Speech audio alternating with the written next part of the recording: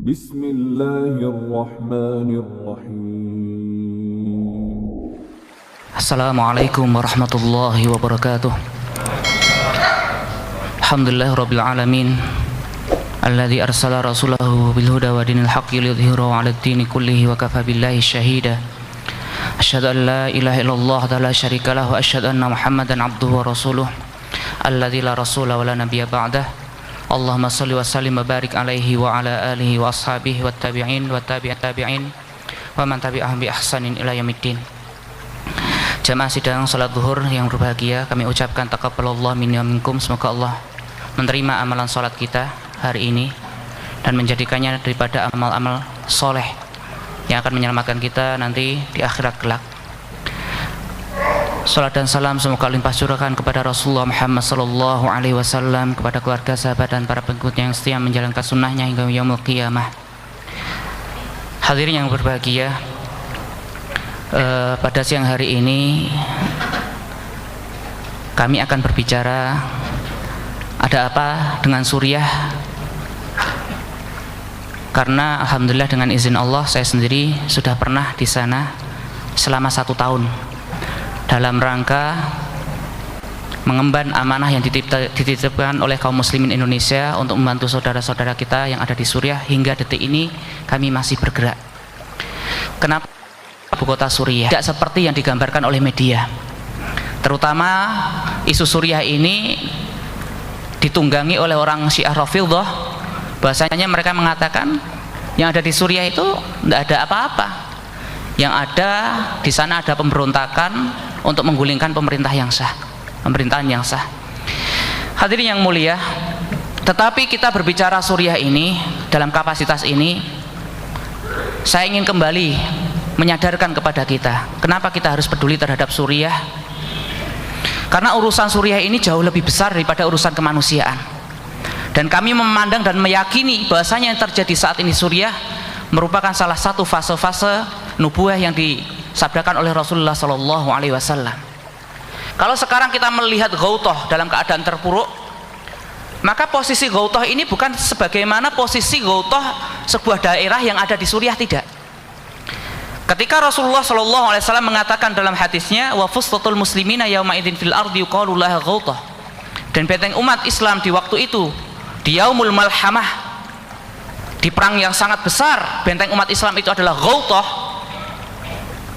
Jadi Ghouthah yang saat ini berdarah-darah itu bukan miliknya orang Suriah, tapi merupakan benteng daripada kaum muslimin. Kalau saya gambarkan hari ini, kalau bapak ibu berada di sebuah benteng, kemudian musuh datang dan benteng itu dalam keadaan terancam untuk dirubuhkan, kira-kira itu rasanya bagaimana? Apakah kita merasa senang, tertawa, bersorak-sorak? Harusnya tidak. Ketika Ghouthah ini terancamlah semua. Kaum muslimin secara umum terancam. Kalau Suriah, negeri Syam ini terancamlah kaum muslimin semuanya. Sebagaimana yang disabdakan oleh Rasulullah sallallahu alaihi wasallam, "Idza fasada al-Syami fala khaira fikum." Jika penduduk Syam ini rusak, tidak ada kebaikannya untuk kalian. Kenapa Suriah harus berperang, harus berdarah? Bahkan apa yang saat ini kita saksikan itu bahkan lebih kecil daripada apa yang akan nanti terjadi. Karena ini perang yang ada di Suriah itu bukan perang yang kita inginkan, tidak, tapi itu adalah nas, ini adalah nubuwah.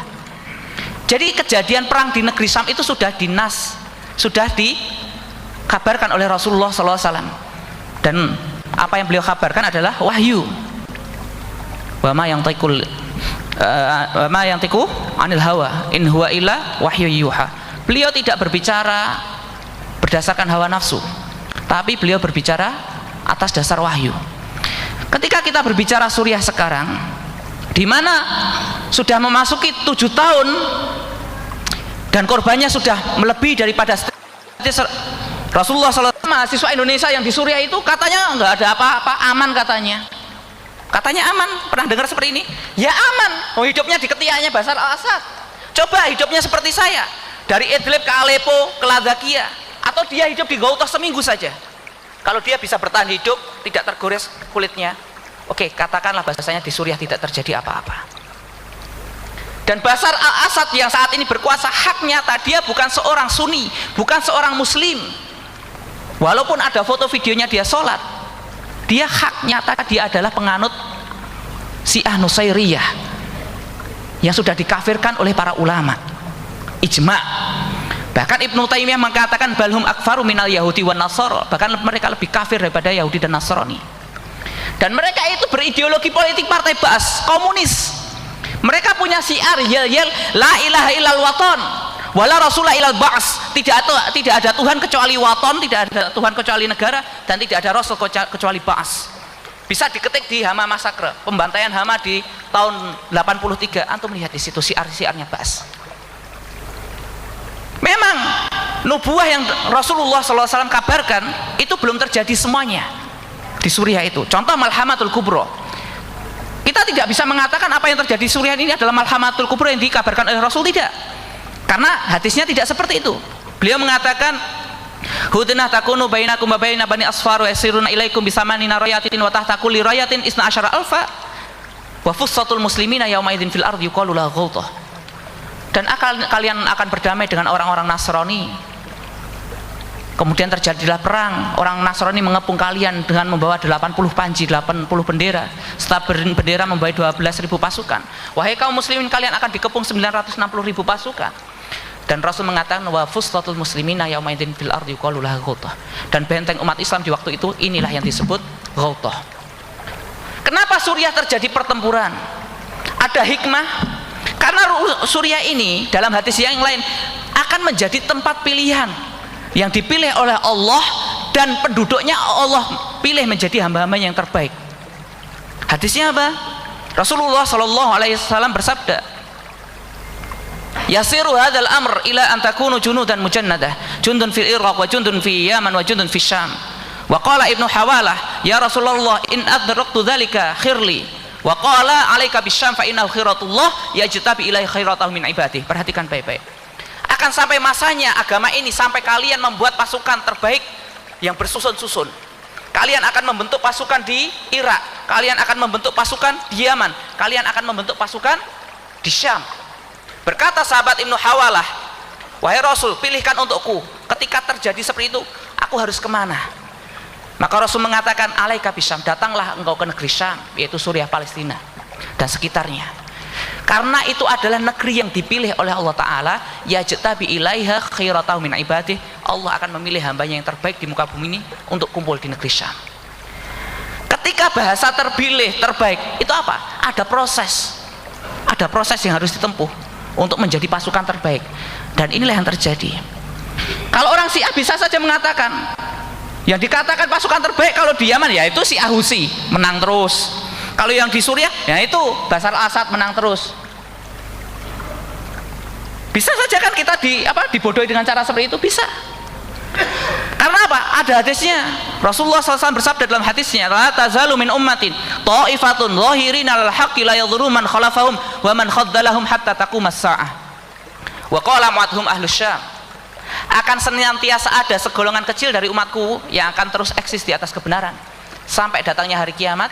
Tidak akan menyelisih, tidak akan memberikan bahaya orang yang menyelisih dan orang yang menggembosi mereka. Berkata sahabat Mu'adh, hum ahlus Syam, mereka penduduk negeri Syam. Bisa kita ditipu dengan apa? Loh, sekarang yang eksis itu kan Bashar al-Assad dan sekutunya. Bukan eksis ini bukan berarti menang, tidak, tetapi akan terus terjaga sampai hari kiamat, sampai betul-betul Allah menangkan. Kalau lihat kita, Bashar al-Assad itu siapa? Akidahnya Nusairiyah. Masa kita katakan Taifah Mansurah? Dan sekarang yang di Suriah itu, hadirin, itu jauh lebih berat daripada apa yang terjadi di Palestina. Palestina lawannya jelas, siapa? Yahudi, Israel. Semuanya sepakat, sampai orang kafir sepakat.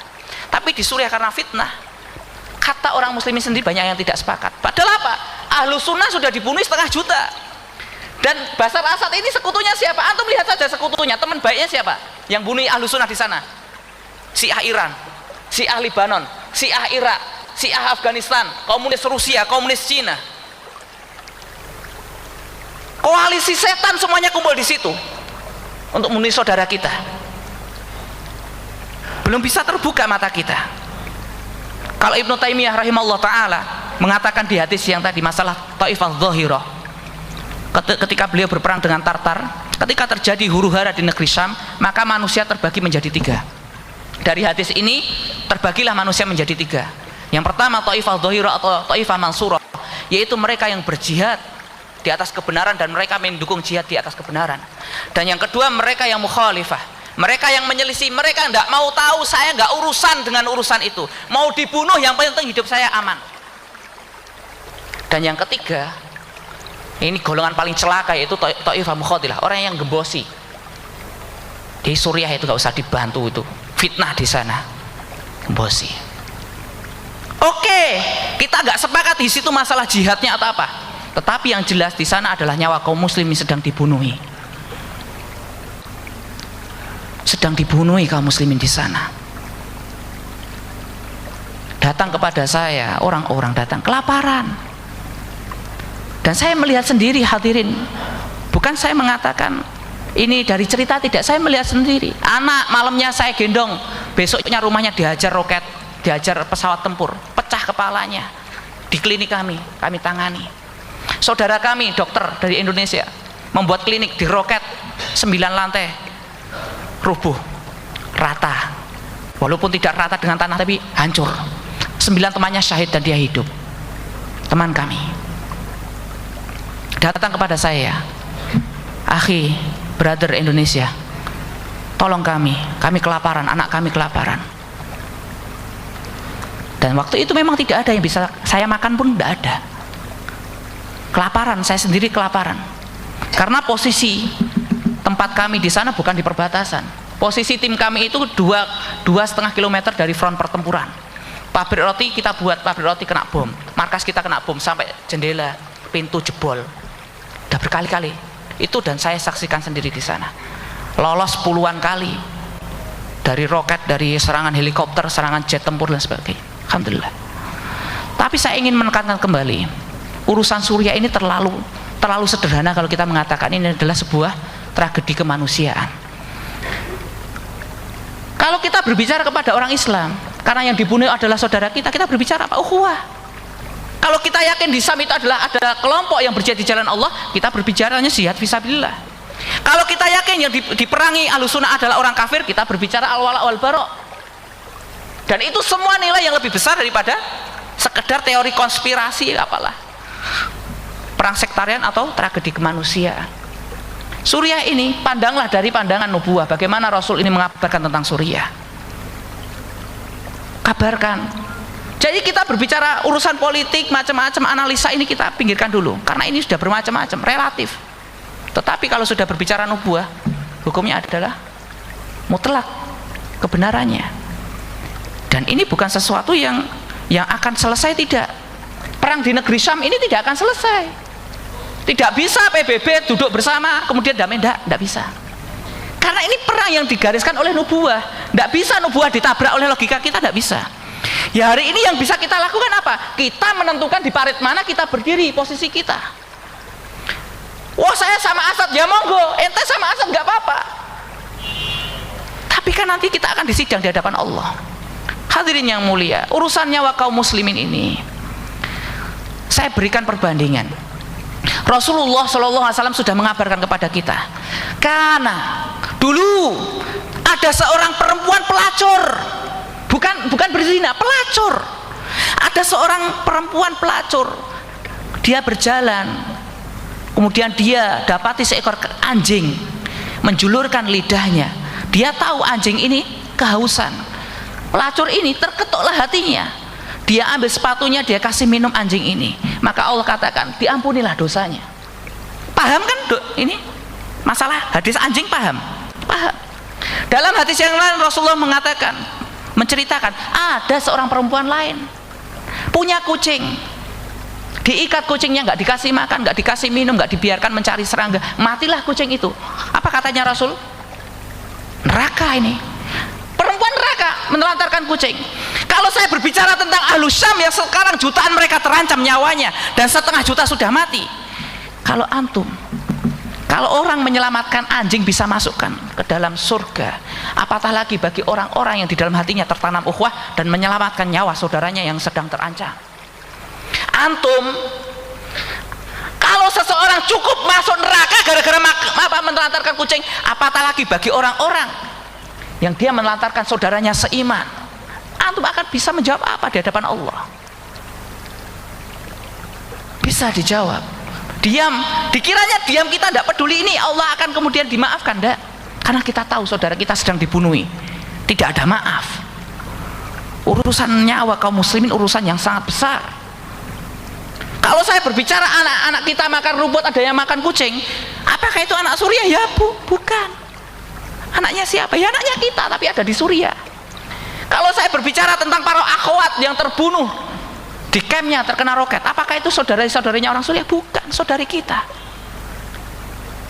Dan Syam ini terlepas dari itu adalah negeri yang dijanjikan. Mungkin hari ini kita melihat mereka terpuruk, tapi demi Allah, janji Allah dan Rasulnya itu jelas. Rasul mengatakan, takaffalallahu li bisyami wa ahli. Allah telah menjamin untukku negeri Syam dan penduduknya.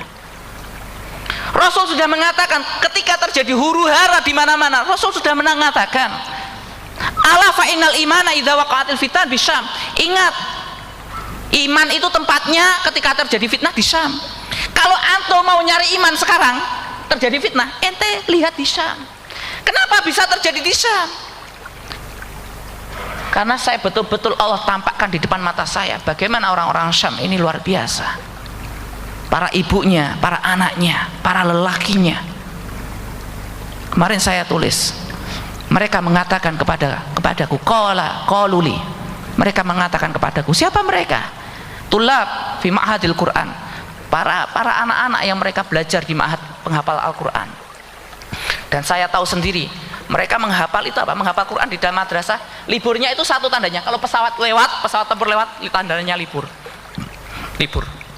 Tetapi ketika saya tanya anak-anak negeri Syam mengatakan, cita-citanya apa? Kami akan berjihad sampai kami syahid. Anak Syam. Sampai orang tuanya datang kepada kami.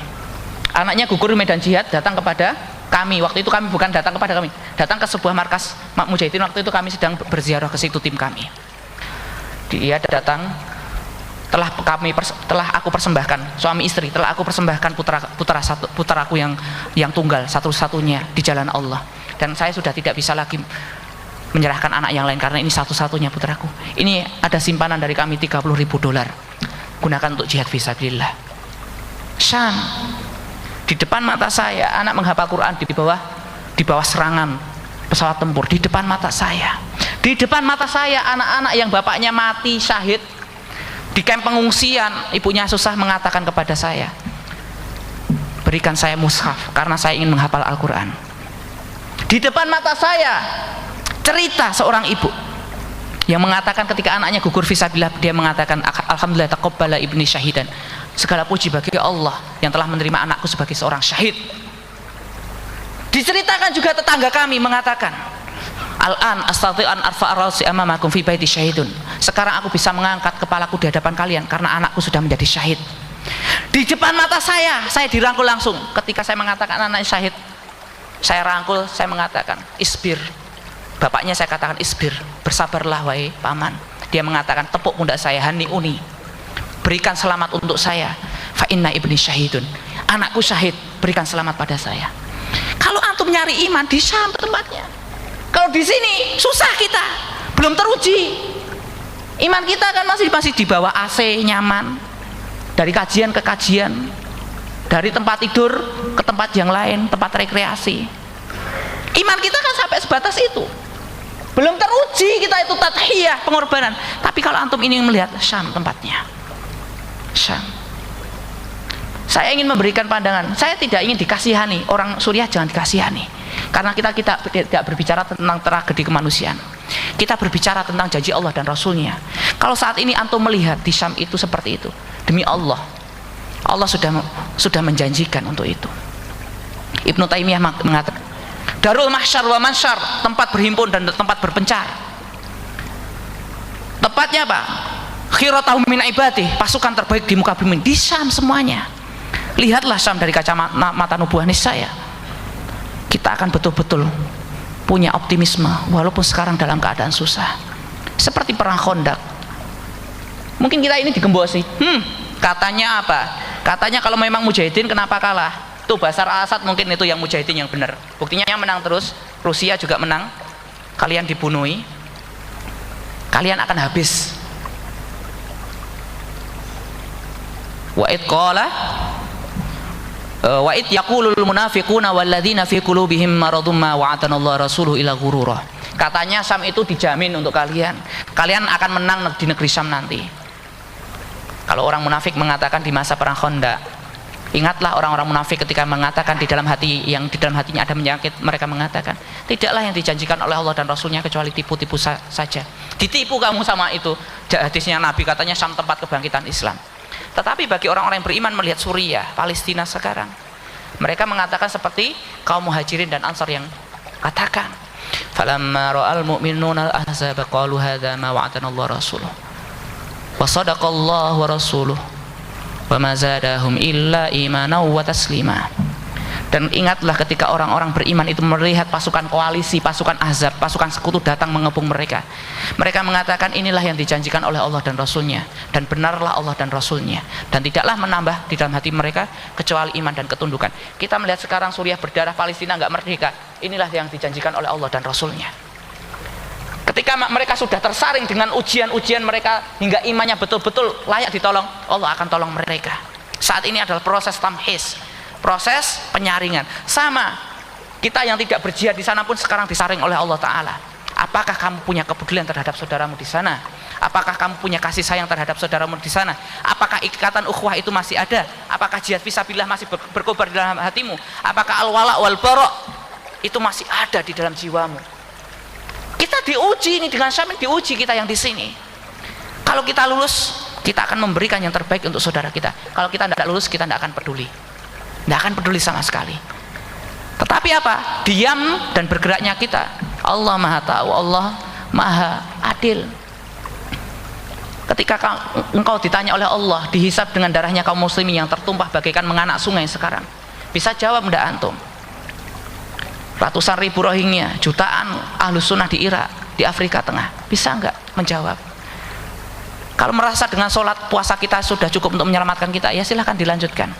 Tapi kalau masih merasa bahwa ini adalah tanggung jawab kita, mari kita bergerak sebisa-bisanya, sehingga nanti kita apa? Kita bisa lianna dima'ahum hujjatun lahum wa dima'uhum hujjatun alaina. Karena aliran darah mereka yang saat ini mengalir itu adalah menjadi hujah yang akan mendakwa kita, dan menjadi hujah yang akan menyelamatkan sebagai apa? Menyelamatkan orang-orang yang terbunuh di jalan Allah. Demi Allah, inilah yang terjadi di negeri Suriah. Saya ingin berbicara panjang tapi waktu sangat sempit sekali. Sudah cukup saya kira. Mudah-mudahan tergerak. Kita berbicara Suriah, ambillah dari nubuah, sehingga kita menentukan sikap itu pasti. Semoga Allah Ta'ala menolong mereka. Kita berdoa kepada Allah. Allahumma sholli Islam wal muslimin, Allahumma sholli mujahidin fi sabilik, Allahumma alif baina qulubihim, Allahumma wahid sufufahum, Allahumma saddid ramyatahum, Allahumma alaika bi Basharil Asad, Allahumma alaika bi Basharil Asad wa man qatala bi janabi, Allahumma alaika bi Iran, Allahumma alaika bi Hizbillah, Allahumma alaika bir Rus fa innahum la yujizunak, Allahumma arham syuhada'ana wa nisa'ana wa atfalana wa fukka asrana mu'taqalina innaka latifun karim. Allahumma ighfir lana ghaflatana lil nusratil muslimin al mustata'afina fi kulli makan. Ya Allah, tolonglah saudara kami yang teraniaya di negeri Syam dan negeri yang lain. Ya Allah, tolonglah para pejuangmu, satukan hati mereka, satukan barisan mereka, tepatkan bidikan mereka. Ya Allah, hancurkanlah Bashar al-Assad dan antek-anteknya, hancurkanlah Iran dan antek-anteknya, hancurkanlah Rusia dan orang-orang yang membunuh saudara kami. Ya Allah, rahmatilah anak-anak kami yang terbunuh, rahmatilah saudara-saudara kami yang saat ini tersakiti. Ya Allah, tolonglah mereka yang saat ini membutuhkan pertolongan kepadamu. Ya Allah, ya Allah, maafkanlah kami kelemahan kami yang saat ini tidak peduli dengan saudara kami. Maafkanlah hati kami yang saat ini tuli dan bisu, tidak bisa melihat saudara kami yang terzalimi. Ya Allah, tolonglah hidupkanlah hati kami, hidupkanlah ukhuwah kami, hidupkanlah persaudaraan kami untuk menolong mereka. Ya Allah, ya Allah, hancurkanlah orang-orang kafir itu. Sungguh mereka melampaui batas. Ya Allah, mereka menghancurkan masjidmu, mereka merobek-robek mushaf kami, mereka merobek-robek kehormatan saudari-saudari kami, mereka membunuh orang tua kami, dan mereka membuat lapar anak-anak kami. Hancurkanlah mereka ya Allah secepat-cepatnya. Sesungguhnya Engkau maha pembalas lagi maha pedih siksa-nya. Ya sami'at du'a, wahai yang maha mendengarkan doa. Di sini kami berharap kepadamu, kabulkanlah doa kami, sungguh kami tahu kami adalah orang yang berdosa, tetapi Engkau adalah yang maha pemurah lagi maha mengabulkan ya Allah. Rabbana atina fid dunya hasanah fil akhirati hasanah wa qina adzabannar. Subhanaka rabbil izzati amma yasifun wa salamun alal mursalin walhamdulillahi rabbil alamin. Baik, dan sampai ini kami dengan teman-teman masih bergerak. Saya katakan tadi saudara kami lapar, saudara kita lapar di sana. Alhamdulillah dengan izin Allah kami membuka pabrik roti di sana, satu-satunya pabrik roti Indonesia untuk Suriah dari kami. Pertama kami produksi 1 hari setengah ton, 1 ton, dan saat ini demi Allah saya katakan saat ini rotinya orang Indonesia setiap hari memproduksi 6 ton untuk saudara kita yang ada di Suriah. Siapa yang makan? Anak-anak kita, orang-orang yang ada di pengungsian. Dan saya tidak tutupi termasuk orang-orang yang berjihad di garis depan, yang saat ini menegakkan punggung mereka berjihad di jalan Allah adalah rotinya orang Indonesia. Ketika bapaknya berjihad, anak-anak mereka kita tanggung. Alhamdulillah kita punya mahat penghafal Quran, ratusan penghafal Quran, yang saya katakan mereka mengalir di dalam darahnya. Al-Quran itu bukan hanya sekedar lafaz Al-Quran, tetapi ada pengorbanan dalam menegakkan Al-Quran. Kami juga punya madrasah untuk para anak-anak perempuan. Insya Allah dari rahim mereka Allah akan munculkan generasi terbaik di muka bumi ini. Dan saya berharap kita terlibat di sana, kita terlibat. Kalau toh tidak kita ini selamat dari siksa, minimal meringankan nanti kita hisab kita di hadapan Allah Ta'ala. Baik, demikian dari kami. Barakallahu fikum, semoga Allah Ta'ala mengumpulkan kita nanti di dalam surganya. Baik, assalamualaikum warahmatullahi wabarakatuh.